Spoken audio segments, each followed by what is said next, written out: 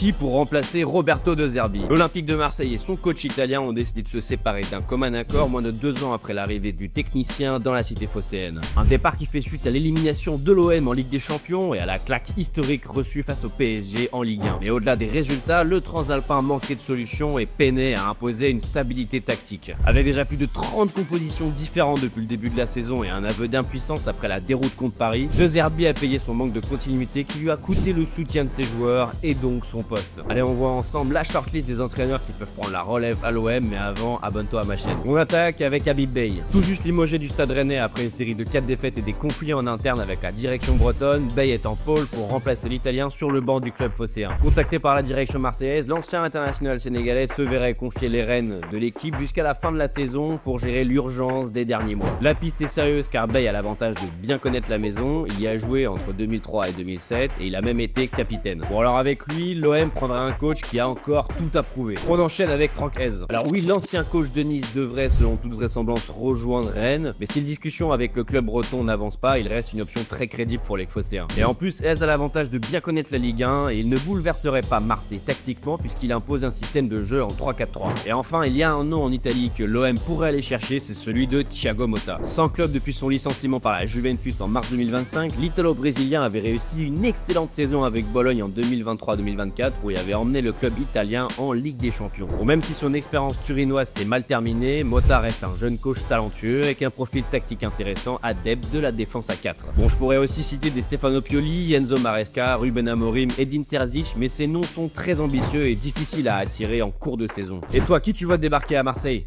Dis-le moi dans les commentaires.